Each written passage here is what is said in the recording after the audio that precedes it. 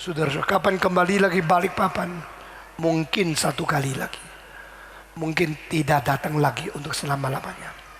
Itu sebab khotbah malam ini biar kita dengar dengan baik-baik. Seluruh perjalanan 5 hari ini dengan tema yang sama. Seluruh Indonesia akan dengar tema yang sama. Ini mengenai bertobatlah kamu. Mengapa harus binasa? Saudara-saudara tahu tidak, hidup kita itu cuma dua akibat. Jikalau manusia akhirnya bukan hidup bersama dengan Tuhan di dalam surga, dia akan hidup dengan setan di neraka. Tidak ada jalan ketiga, tidak ada kompromi, tidak ada jalan tengah, dan tidak ada jalan pintas. Saudara-saudara, either you go to heaven, you live forever and ever with your Creator, with your Savior, with your Lord, or you go to hell to live together with Satan and all his followers forever and ever. Saudara, hanya 2 jalan. Satu jalan besok berada di surga beserta Yesus Kristus, Tuhan pencipta, juru selamat, pengasih sayang engkau.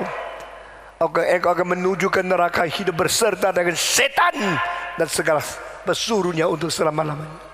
Karena tidak ada jalan yang ketiga, maka engkau tidak boleh pikir saya sembarangan, separuh pegang Tuhan, separuh pegang hantu, separuh pegang kitab suci, separuh memegang kitab-kitab daripada itu orang-orang dukun. Saudara-saudara, engkau harus memutuskan hatimu berarah kepada Tuhan dan mengikut pimpinan Roh Kudus menjadi orang Kristen yang baik. Saudara-saudara, begitu banyak pendeta-pendeta yang tidak mau bertanggung jawab. Begitu banyak majelis-majelis yang tidak mau bertanggung jawab.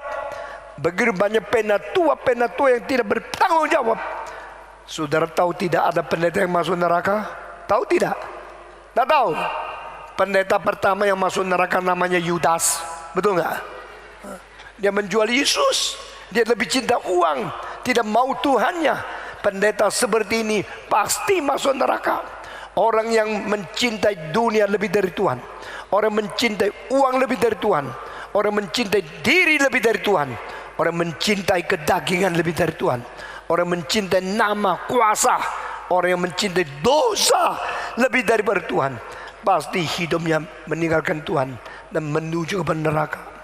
Itu sebab Tuhan berkata, aku tidak ingin melihat manusia yang kucipta masuk ke neraka. Mengapa engkau harus binasa? Engkau harus binasa. Kenapa? Mengapa engkau tidak mau bertobat? Engkau tidak mau sadar kembali dan kembali kepada Tuhan. Tapi engkau berkata, bagaimana saya bisa bertobat? Dan apakah artinya pertobatan? Pertobatan bukan berasal daripada kemauanmu sendiri. Engkau ingin, yang kau mau adalah seenak-enak. Banyak orang datang kepada Tuhan bukan mau datang kepada Tuhan, datang kepada berkat Tuhan, datang kepada rezeki Tuhan, datang kepada segala benefit yang diberikan oleh Tuhan. Apakah engkau anggap setiap orang Kristen yang menyebut Yesus Tuhan, Tuhan masuk ke dalam kerajaan Allah? Tidak. Yesus berkata, jangan kira semua orang yang menyebut aku Tuhan, Tuhan pasti masuk ke dalam kerajaan Allah. Yesus berkata, hanya mereka yang melakukan kehendak Allah yang boleh masuk dalam kerajaan Allah. Berarti engkau dengan mulut mengatakan Tuhan, Tuhan, itu tidak cukup. Karena itu semacam penipuan berjubah agama, tapi mempunyai esensi yang belum pernah bertobat. Saudara-saudara, apakah dengan nama Tuhan, Tuhan kita bisa masuk surga? Yesus Kristus berkata, hari itu ada banyak orang datang kepadaku, oh Tuhan, bukankah demi namamu aku telah mengusir setan? Bukankah demi namamu aku telah melakukan mujizat? Bukankah demi namamu aku telah menyembuhkan orang sakit? Bukankah demi namamu aku telah bernubuat? Maka aku akan menjawab mereka, nyala engkau daripadaku, aku belum pernah mengenal engkau. Kalau seorang pendeta bisa melakukan mujizat, bisa menyembuhkan orang sakit, bisa bernubuat, bisa mengusir setan, bukankah pendeta ini pendeta yang besar, pendeta yang berkuasa, pendeta yang hebat? Justru Alkitab mengatakan orang-orang yang melakukan mujizat, orang-orang yang menyembuhkan orang sakit, mengusir setan, bernubuat, mereka mungkin tidak dikenal oleh Tuhan. Yesus berkata, aku tidak pernah mengenal engkau, pergilah engkau yang berbuat jahat. Apa itu berbuat jahat? Mereka melakukan mujizat, itu buat jahat. Mereka menyembuh orang sakit, itu orang berbuat jahat. Mereka menyatakan akan katakan nubuat, itu berbuat jahat. Mereka menyembuhkan orang sakit, itu berbuat jahat. Mereka belum sungguh-sungguh mengenal Tuhan. Banyak orang sudah menjadi orang Kristen lama belum mengetahui keselamatan. Banyak orang sudah menjadi majelis belum tahu keselamatan. Cuma tahu apa itu tugas gereja, pakai jubah, naik mimbar, berkhotbah, sekolah teologi, dapat angka yang cukup baik, tapi belum mengenal keselamatan. Barang siapa yang mengenal keselamatan adalah orang yang benar-benar sudah bertobat dan menerima Yesus sebagai juru selamat. Tetapi pertobatan itu bagaimana mengetahui itu sungguh-sungguh? Bagaimana kita mengetahui itu pertobatan?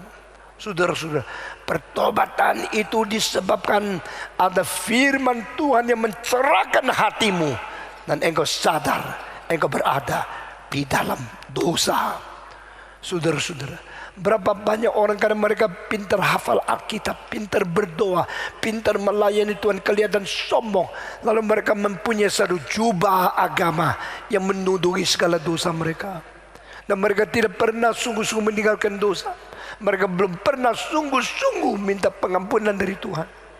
Saudara-saudara sekalian, pertobatan yang sejati adalah pertobatan yang pertama-tama engkau mendengarkan firman Tuhan Dan di dalam firman engkau mengenal apa itu dosa.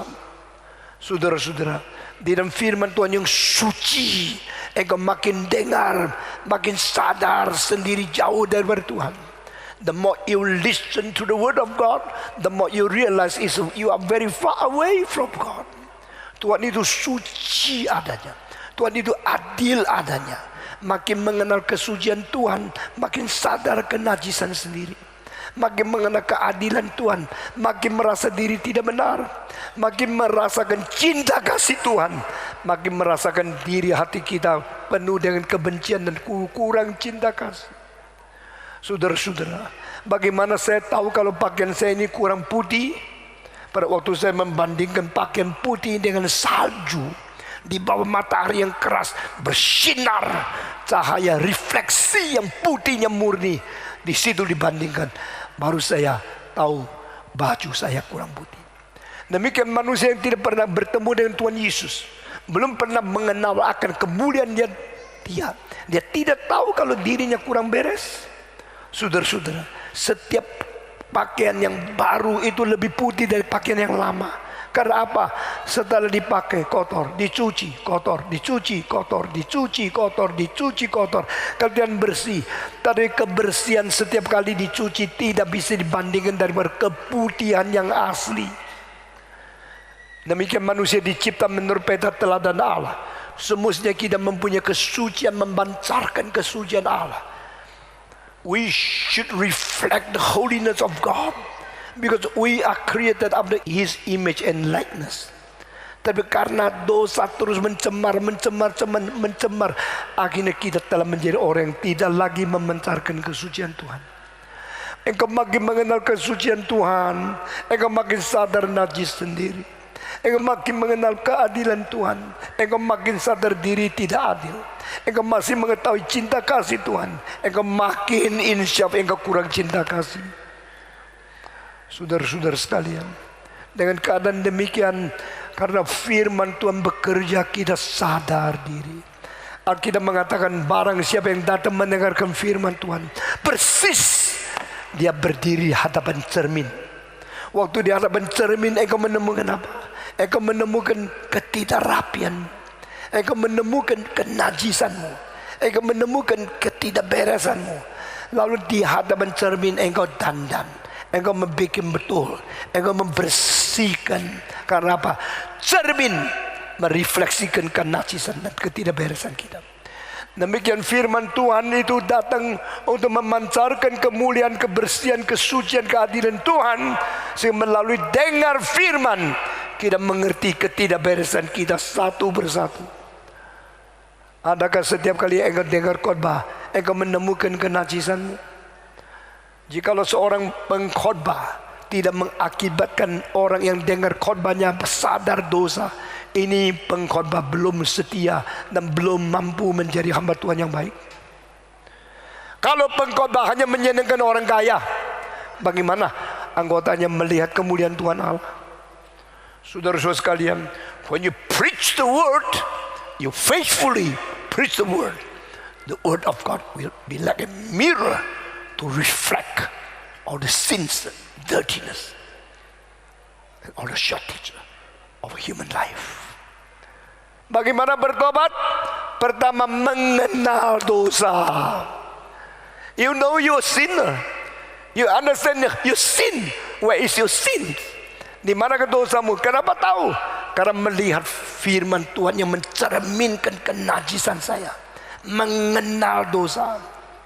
Kedua, orang yang bertobat orang bagaimana? Orang yang bertobat orang yang menyedihkan dosa. Setelah engkau tahu engkau berdosa, engkau senang, itu orang jahat. Orang jahat sambil berdosa, sambil bangga. Coba lihat saya hebat kan? Saya bisa berjudi tidak ditangkap oleh polisi. Saya bisa mempunyai istri 3. Hebat ya? Orang itu sudah begitu malu, tetapi tidak rasa malu. Sudah bersalah, masih membanggakan kesalahan. Karena dia tidak sadar dan tidak sedih karena dosa. Alkitab berkata kepada kita, orang yang bersedih karena dosa, karena Roh Kudus, kesedihan itu kesedihan tidak mungkin disesalkan. Ada kesedihan yang bisa disesalkan, ada kesedihan yang tidak bisa disesalkan. Unregrettable regret tertulis di dalam 2 Korintus pasal 7 dari para Paulus. When Holy Spirit works, cause you to regret about your sin, and that is an unregrettable regret. Penyesalan yang tidak mungkin disesalkan lagi, karena engkau tahu penyesalan berdasarkan kehendak Allah. That is a regret according to the will of God. The regret according to the will of God will never be regrettable forever and ever. Engkau sedih karena dosamu. Engkau sedih karena engkau melawan Tuhan. Engkau sedih karena engkau menjadi musuh Tuhan. Saudara, sedih terhadap dosa itulah semacam emosi yang sudah dikuduskan oleh Tuhan. The sanctified emotion by the Holy Spirit. Holy Spirit will sanctify your emotion. Holy Spirit will sanctify your understanding of your sin. Dan di situ pengertianmu, kesedihanmu menjadikan engkau menyesal berbuat dosa. Saya mau tanya, pernahkah engkau berlutut di hadapan Tuhan nangis tidak habis-habis tentang dosa yang engkau berbuat? Have you? Pernahkah engkau menangis dosamu? Pernahkah engkau berlutut di hadapan Tuhan minta Tuhan mengampuni engkau? Engkau selain mengerti dosa, engkau sedih bagi dosa. Bukan saja sedih bagi dosa, engkau menyesal. Engkau mengetahui itu tidak boleh, tapi aku sudah berbuat. Meskipun sudah berbuat, waktu tidak bisa kembali.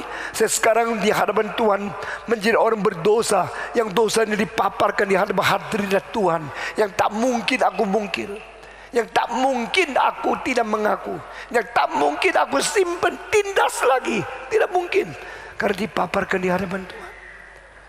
Dan engkau akan sedih beserta kesedihan Tuhan.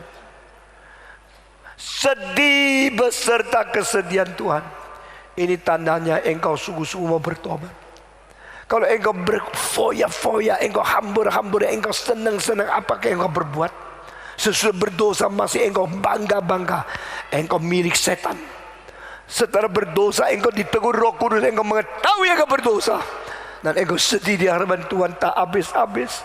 Engkau di hadapan Tuhan betul-betul susah, engkau sedih. Itu membuktikan engkau ada jiwa pertobatan. Saudara-saudara sekalian, bukan saja demikian disebut pertobatan, juga engkau menjadi orang yang benci kepada dosa. Benci kepada dosa. Perlawanan adalah ditarik dan cinta kepada dosa.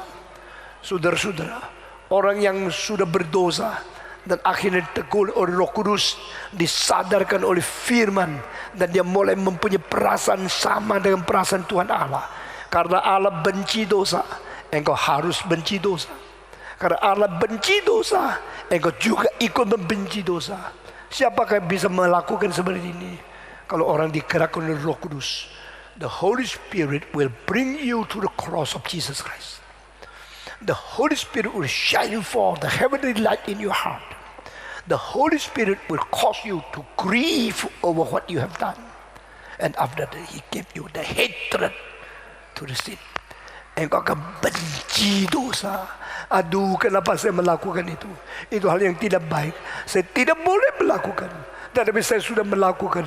Saya akan benci diri, koreksi diri, introspek diri, malu diri. Dan ini semua mengakibatkan engkau mempunyai hidup pertobatan yang sungguh-sungguh.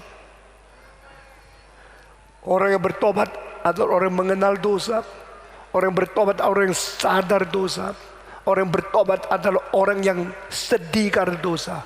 Orang yang bertobat adalah orang yang benci terhadap dosa. Bukan saja demikian, orang bertobat adalah orang yang meninggalkan dosa. Say bye-bye to sin. Say goodbye to sin. Jika engkau mengatakan saya mau mengikuti Yesus Kristus, tapi engkau tetap suka dosa, engkau tetap tidak menjauhkan dosa, itu tidak bisa. Saudara-saudara sekalian, orang yang bertobat adalah orang yang mau menjauhkan diri daripada dosa. Bolehkah engkau sambil baca buku porno, sambil berdoa, Tuhan kasih saya hidup suci? Itu tidak mungkin, bukan? Engkau sedang menipu diri. setelah ada internet, setelah ada komputer, begitu banyak anak remaja curi-curi melihat porno, curi-curi melihat pornografik. Saudara-saudara, hal-hal yang telanjang, hal-hal yang membualkan akan seks, dan semua kejahatan itu sekali masukkan ke otakmu, sulit dikeluarkan di dalamnya. Dia akan berakar, dia akan mencengkeram, dia akan menguasai engkau, dan selama-lamanya engkau tidak bisa keluarkan itu daripada engkau. Saudara-saudara, engkau seharusnya belajar untuk meninggalkan, menjauhkan diri dari berdosa, dan berkata kepada Tuhan, aku akan meninggalkan dosa, aku kembali kepadamu, aku akan mencintai yang kau cintai, aku mau membenci yang kau benci, aku merindukan yang kau ingin aku merindukan, aku akan menolak engkau hal yang engkau suruh aku menolak. Dengan demikian engkau bisa memelihara di dalam kesucian. Saudara-saudara sekalian, orang yang bertobat adalah orang yang meninggalkan dosa. Orang yang bertobat adalah orang yang insyaf, dia berdosa di hadapan Tuhan. Masih ingat Yusuf pada waktu diberikan kesempatan oleh seorang daripada nyonya bosnya buka telanjang untuk dia. Sebagai pemuda yang mempunyai kesempatan ini, seorang perempuan yang mempunyai kedudukan tinggi, ini nyonya dari bos saya, ini nyonya Potifar. Pada waktu dia buka bajunya, mentelanjangkan diri, memberikan kesempatan, ayo tidur sama saya. Apa yang diperbuat oleh Yusuf? Dia mengatakan, bolehkah aku berbuat dosa yang besar ini melawan Tuhanku? Perzinahan di mata Yusuf bukan keenakan seks. Perzinahan di mata Yusuf adalah satu pelanggaran terhadap Tuhan Allah.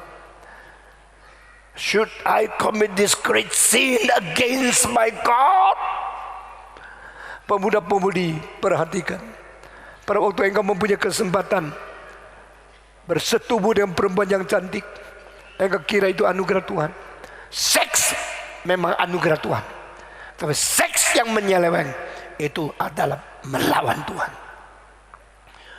Yusuf berkata, Should I commit this great sin? Bolehkah aku berbuat dosa yang besar ini dan bersalah kepada Tuhanku? 1000 tahun kemudian baru Raja Daud mengerti ayat itu. Daud mengatakan, aku sudah berdosa, aku berdosa di hadapan-Mu ya Allah. Ampunilah aku, berikan aku kembali hati yang lurus. Ampuni aku, bersihkan aku daripada segala kejahatan. Tapi 1000 tahun sebelum Daud mengerti ayat itu, Yusuf sudah mewakili semua pemuda-pemudi yang terbaik di seluruh sejarah, mengatakan satu kalimat, Should I commit a great sin against my God?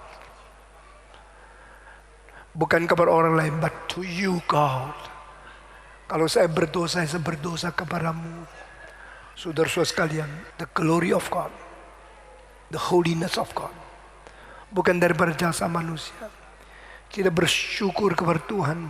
Orang bertobat adalah orang yang mau membenci dosa, meninggalkan dosa, dan dia tahu dia berdosa di hadapan Tuhan Allah.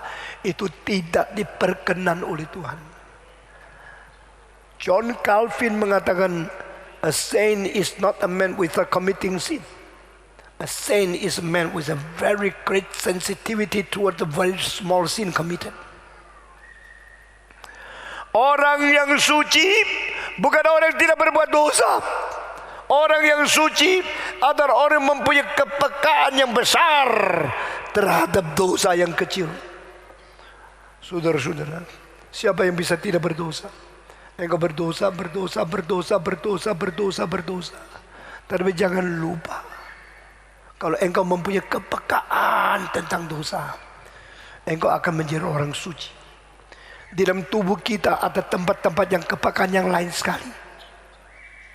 Rambut kita kalau masuk pasir 10-20 tak apa-apa, karena dia tidak rasa. Tangan kita kena pasir berapa biji, rasa tak enak, kita akan bersihkan. Ketika kita masuk berapa pasir, tidak enak. Kita akan bersihkan. Bagaimana dengan mata? Berapa pasir, engkau bilang tidak apa-apa. Rambut kalau 10 pasir, 20 pasir, tidak apa-apa.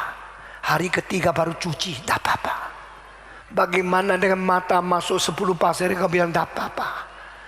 Hari ketiga baru cuci, bisa nggak? Tidak mungkin. Karena matamu tidak toleran satu pasir.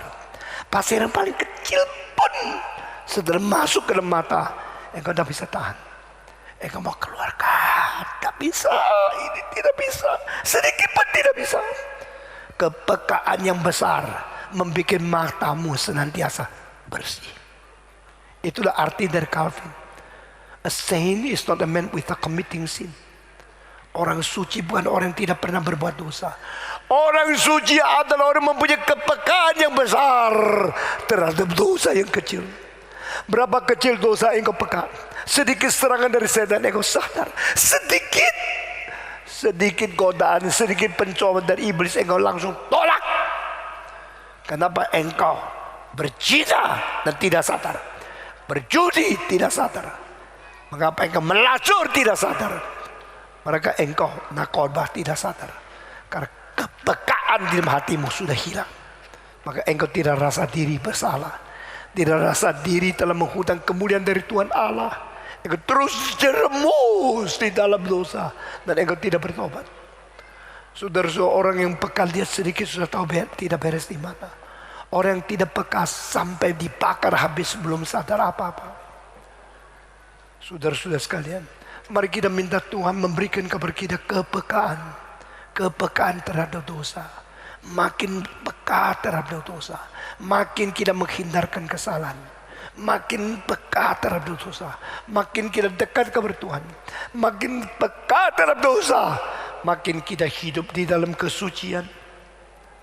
Oh saudara-saudara, bertobat berarti engkau seseorang yang mengenal dosa, menyadari dosa, menyedihkan dosa, engkau membenci dosa, engkau peka terhadap dosa, dan engkau meninggalkan dosa. Biar bicara terhadap dosa, tidak lagi aku mau engkau. Saya berhenti. Saudara-saudara sekalian, orang yang bertobat langsung dilihat buah-buahnya. Karena Yesus berkata, dari buah-buah engkau mengetahui pohon itu bagaimana. Pohon yang baik menghasilkan buah yang baik. Pohon yang busuk menghasilkan buah yang busuk. Dari buahnya engkau mengenal akan pohonnya. Mengapa mulut kita penuh dengan perkataan-perkataan yang merugikan orang, yang merusak orang, yang penipuan dan penipuan?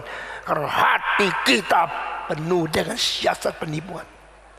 Kenapa kita tidak mengeluarkan perkataan untuk menghibur orang lain, menguatkan orang lain, memberkati orang lain? Selalu keluar fitnaan, umpatan, dan kalimat-kalimat yang menjatuhkan orang, merugikan orang lain. Karena hati engkau tidak baik. Buah yang baik membuktikan pohonnya baik, dan pohon yang jelek menghasilkan buah yang jelek. Karena di mana pohon mutunya dibuktikan oleh mutu daripada buahnya. Di mana jenis pohonnya dibuktikan oleh jenis buahnya. Pohon semangka, pohon mangga, pohon durian tak mungkin menghasilkan buah jeruk. Kalau dia itu jenis apa, buahnya sama jenis apa. Dia mutunya baik, dia akan menghasilkan buah yang baik. Dari buah yang kau melihat akan pohonnya. Dari kelakuan yang kau akan imannya. Engkau bilang iman saya bagus, kelakuan dan jelek, itu omong kosong. Itu penipuan sendiri. Jika engkau mempunyai iman yang baik, engkau pasti menghasilkan kelakuan yang baik. Jika di dalam diri mempunyai hidup Tuhan yang sungguh-sungguh berlimpah-limpah, maka engkau mengatakan kalimat yang limpah. Engkau mengerjakan pekerjaan yang limpah. Tak mungkin orang Tionghoa mengatakan dari mulut anjing tak mungkin menghasilkan gading gajah. Mungkinkah ada anjing yang keluar gading gajah? Tak mungkin. Dengan demikian mulutmu dari hidup apa menghasilkan gigi macam apa? Di situ kita dari buah melihat akan pohon. Saudara-saudara, kita harus bertobat. Bertobatlah kamu, karena kerajaan Allah sudah dekat. Saya mau tanya, apakah orang tak Kristen perlu bertobat? Orang Kristen tidak perlu bertobat? Do you think only non-Christians should repent? Don't you think that all Christians should also repent? Jangan lupa setelah Yesus naik ke surga, dia kirim 7 pucuk surat kepada dari Efesus, Smyrna sampai Laodikia. 7 gereja di Asia Minor, masing-masing menerima 1 surat. Dan di situ paling sedikit 4 kali dia mengatakan, bertobatlah, bertobatlah, bertobatlah, bertobatlah. Kepada siapa? Kepada gereja. Berarti gereja pun harus bertobat. Orang Kristen pun perlu bertobat. Lalu saya mau tanya, pertobatan belum Kristen dan pertobatan sudah Kristen bedanya apa? Pertobatan belum Kristen ada pertobatan kembali kepada Tuhan seluruh hidupmu, seluruh jiwa ragamu, seluruh oknummu. Berkata, I return to you God. I now return to you. I become yours. That kind of repentance only once. Bertobat menerima Yesus Kristus hanya terjadi 1 kali. Tapi bertobat untuk terus menerus hidup dalam kesucian harus saben hari. Dengar 1 kali. Pertobatan untuk menjadi orang Kristen hanya perlu 1 kali. Semua 1, 2, 3. Pertobatan untuk menjadi orang Kristen hanya 1 kali. Tapi pertobatan untuk memelihara hidup kesucian saben hari. Tidak ada 1 hari. Setiap pagi engkau bangun minta Tuhan ampuni dosamu. Setiap malam engkau mengaku apa yang perbuatan tadi salah, minta Tuhan ampuni. Karena pertobatan bukan hanya untuk orang bukan Kristen. Pertobatan diperlukan oleh setiap orang Kristen, setiap saat, setiap hari, setiap pagi, setiap malam. Engkau menemukan dirimu sudah berdosa lagi. Engkau sudah mempunyai pikiran yang kotor. Engkau mempunyai emosi yang tidak beres. Engkau mempunyai kalimat yang sudah bersalah. Engkau mempunyai tingkah laku yang tidak memuliakan Tuhan. Engkau minta Tuhan ampuni saya, ampuni saya. Bertobat lagi, bertobat lagi. Dan engkau minta Tuhan memberikan hidup dekat kepada Dia. Pertobatan untuk menerima Tuhan hanya 1 kali. Pertobatan untuk memelihara hidup suci memuliakan Tuhan itu saben hari. Saudara-saudara, setelah engkau bertobat, engkau tidak kembali lagi. Never return to the old way. Engkau dulu berjalan serong, berjalan selisih, bersalan sesuatu yang menyeleweng. Setelah engkau bertobat, engkau kembali kepada Tuhan. Aku berjalan hanya menuju kepada arahmu, hanya hidup sesuai kehendakmu. Dengan demikian, engkau menjadi anak Allah yang bertanggung jawab. Maukah saudara? Saudara-saudara sekalian, jangan binasa. Jangan menjadi orang Kristen yang pura-pura. Jangan menjadi orang Kristen yang munafik. Jangan menjadi orang Kristen yang terus-menerus bermain-main di dalam dosa. Jangan kira anugerah Tuhan boleh dipermainkan. Alkitab berkata Tuhan Allah tidak boleh dipermainkan. Dan Allah akan menuntut semua dosa yang kita perbuat. Tidak ada semacam dosa bisa disogok sehingga Allah tidak menghakimi kita. Tidak ada semacam dosa yang bisa kita tutup sehingga Allah tidak lihat. Pada waktu Allah marah, Dia akan memakai kemarahan anaknya yang tunggal untuk menumpas semua yang tidak taat kepada Dia. Tapi barang siapa datang kepada Tuhan, engkau harus betul-betul merangkul Kristus, mencium anak itu karena kemarahannya sudah dekat. Pada waktu Yohanes Pembaptisan, Yesus Kristus memulai khotbahnya, mereka berteriak, bertobatlah karena kerajaan Allah sudah dekat. Saya mau tanya, sudahkah engkau hidup dalam pertobatan yang sejati? Sudahkah engkau benar-benar meninggalkan dosa dan memberikan hatimu dipenuhi oleh Tuhan? Saudara-saudara, bertobat berarti meninggalkan dosa, membenci dosa, menjauhkan dosa, menyedihkan dosa, dan kembali kepada Yesus Kristus dan minta Dia masukkan hatimu. Jikalau pertobatan hanya merupakan penyesalan dosa, jangan lupa Yudas pun menyesal kesalahannya, tapi itu bukan pertobatan. Apa perbedaan daripada Yudas dan Petrus? Ada Yudas setelah menyedihkan dosanya, Setelah menyesal dosanya, dia pergi gantung diri karena tidak ada jalan kembali, tidak ada pengampunan lagi. Tapi Petrus berbeda. Setelah Petrus 3 kali menyangkal nama Tuhan, Alkitab mengatakan Tuhan melihat dia. Saat itu ayam berkokok. Setelah ayam berkokok 2 kali, Petrus ingat apa yang dikatakan Yesus Kristus. Kau sombong, kau kira kau akan mati bersama dengan aku. Dengan sesungguh-sungguhnya aku berkata kabarmu, sebelum ayam kokok 2 kali, engkau akan menyangkal aku 3 kali. Setiap berkata, aku tidak kenal Yesus. Saya tidak pernah mengetahui siapa itu Yesus. Saya sumpah. Rasul berani sumpah palsu bahwa aku tidak pernah mengenal Yesus. Kokok. Ayam langsung berkokok. Dia langsung sadar. Bukan ini nubuat Yesus. Sebelum ayam itu berkokok 2 kali, engkau akan menyangkal aku 3 kali. Dia menangis. Dia sadar. Dan Petrus kembali kepada Tuhan. Saudara, Petrus bukan kembali kepada Tuhan cuma main-main. Sesudah itu dia betul-betul seumur hidup untuk Tuhan. Pada waktu pasal terakhir dari Matius, Yesus berada di Tiberias. Yesus dekat dengan murid-muridnya dan dia berkata kepada Petrus, apakah engkau mengasihi aku lebih daripada semua ini? Ya Tuhan, engkau mengetahui aku mengasihi engkau.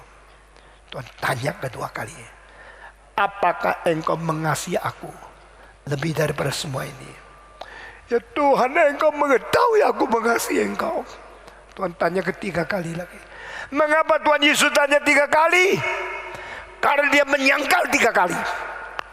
Saudara-saudara sekalian, berapa kali yang melawan Tuhan semua diingat.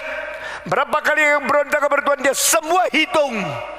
Dan dia mau tahu, engkau berani janji kepada dia untuk mengasihi dia atau tidak. Petrus mengetahui dia tidak ada jalan lain kecuali kembali. Kecuali kembali kepada Tuhan, mengikut dia dan sungguh-sungguh mempertuhankan Tuhan. Cerita mengatakan pada waktu tahun kira-kira 68, pada waktu kota Roma dibakar karena Nero mau menghancurkan kota yang lama, membangunkan satu kota yang baru nama Neropolis. Saat itu dia begitu gila, begitu bangga, begitu berkuasa. Dan Nero pada waktu itu membakar, sesudah membakar, dia takut rakyat marah dan akan membunuh dia. Lalu dia cari siasat, bagaimana caranya bisa membakar tapi tidak rasa bersalah. Penipu-penipu mengatakan, engkau bicara saja, yang bakar bukan kamu, yang bakar orang Kristen. Supaya orang Kristen ditumpas. Karena orang Kristen tidak ada tentara, orang Kristen tidak ada senjata, orang Kristen tidak ada pembela diri sama sekali. Mereka pasti tidak bisa membela diri. Sekaligus saja mereka dimatikan. Toh mereka tidak ada yang menolong mereka. Mereka tidak tahu Tuhan Allah yang Maha Kuasa berada di belakang orang Kristen yang tidak bersenjata sama sekali. Nero mengatakan, bukan saya membakar, yang membakar adalah orang Kristen. Maka mereka pergi tangkap semua orang Kristen, satu persatu dibunuh, dipenjarakan, dimasukkan ke lubang singa, digantung di atas kayu, disiram minyak, lalu dengan kayu yang kering dibakar sampai mati. Orang Kristen pada saat itu menerima sengsara penderitaan yang luar biasa. Saat itu menurut cerita, Petrus keluar dari kota Roma, lalu Tuhan Yesus menyatakan diri kepada dia. Saat itu ada anak kecil yang ikut Petrus jalan bersama-sama gandeng tangan. Melihat Yesus lewat, ditanya, Tuhan, kemana engkau? Where are you going, Lord? Go Father is curious. Engkau mau kemana? Yesus menjawab, saya mau pergi ke kota Roma untuk disalibkan untuk kali kedua. Pada waktu anak itu menanya, jawaban dari suara Tuhan, I want to go back to Jerusalem to be crucified on second times, Petrus sadar kalau dia sudah membangkang. Dia melarikan diri dari rumah. Dia mengatakan, Tuhan tidak, saya yang kembali. Petrus kembali menemukan di dalam satu arena yang besar sekali. Nero sedang suruh bakar orang Kristen. Bakar orang Kristen yang hidup menjadi sampai mati. Tengah-tengah itu banyak orang berteriak-teriak, senang kalau orang Kristen dibakar. Petrus persis tiba dan berkata dengan suara keras, "You people of Rome, listen to me. That is not Christian. Who set Rome on fire?"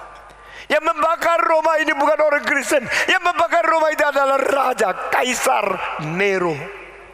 Waktu itu semua orang bilang, ini yang benar. Karena kita lihat orang Kristen baik-baik. Tidak ada orang Kristen yang jahat. Kenapa kota Roma bisa dibakar? Dan pada saat itu Petrus langsung ditangkap, langsung dibunuh. Waktu dibunuh berkata, kita akan menyalibkan engkau. Dia berkata, kalau engkau mau menyalibkan aku, jangan salibkan aku seperti ini. Karena aku tidak layak mati secara Yesus Kristus Tuhanku. Kalau engkau mau menyalibkan aku, silakan nyalibkan aku terbalik. Karena saya tidak layak mati bersama dengan cara Yesus Tuhanku disalib. Maka mereka membalikkan, salibkan dia dan tancapkan dia di tempat lubang yang ditetapkan. Semua yang disalib kepala di atas, hanya Petrus disalib kepala di bawah. Sehingga seluruh tubuh darah mengalir ke kepalanya. Dan dia mati disiksa lebih dari orang lain. Karena apa? Dia sungguh-sungguh mengikut Tuhan. Saudara-saudara, saya mau tanya kepada engkau. Engkau bertobat sungguh-sungguh? Kalau engkau bertobat sungguh-sungguh, engkau mengikut dia tidak? Kalau mengikut dia, engkau pikul salib mengikut dia atau tidak? Kalau engkau pikul salib, engkau menyangkal diri, dan engkau mau hidup dan mati untuk Tuhan. Tidak ada jalan lain.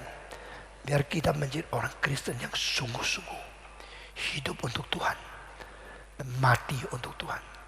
Itulah orang pertobatan yang sejati. Mari kita berdoa. Mari kita tunduk kepala, kita masuk dalam doa.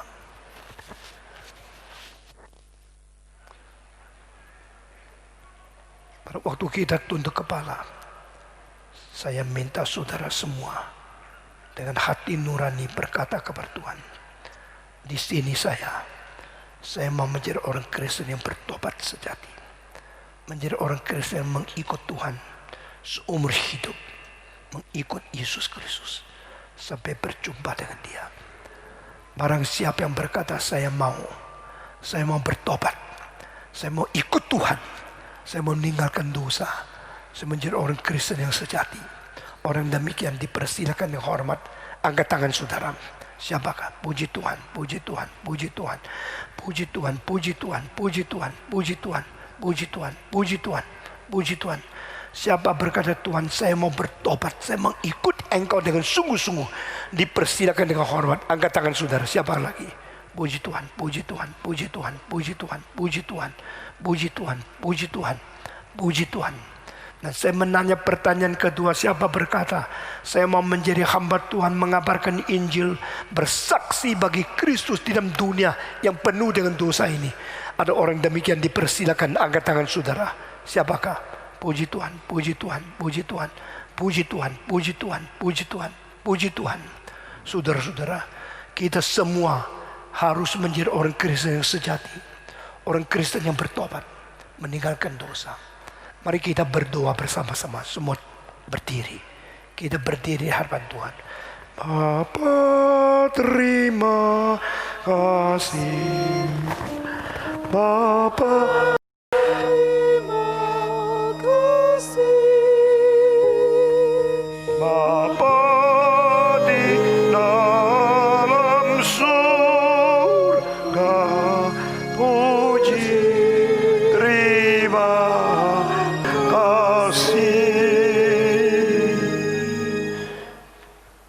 Mari kita semua angkat tangan di hadapan Tuhan, dua tangan. Kita mau berjanji kepada Tuhan. Semua angkat tangan di hadapan Tuhan. Ikut saya berjanji di hadapan Tuhan. Bapa di dalam surga, saya bersyukur kepadamu karena Engkau Tuhan yang hidup, Engkau Tuhan yang suci, Tuhan yang berkuasa, dan Tuhan yang mengasihi aku. Pada hari ini saya datang kepadamu, menyerahkan diri, berjanji menjadi orang Kristen yang rela meninggalkan dosa, bertobat, hidup suci di hadapan Tuhan. Terimalah saya, beri kekuatan kepada saya untuk menjadi saksimu yang hidup sampai selama-lamanya. Dengar doa saya dalam nama Yesus Kristus, penebus dan juru selamat yang hidup. Amin.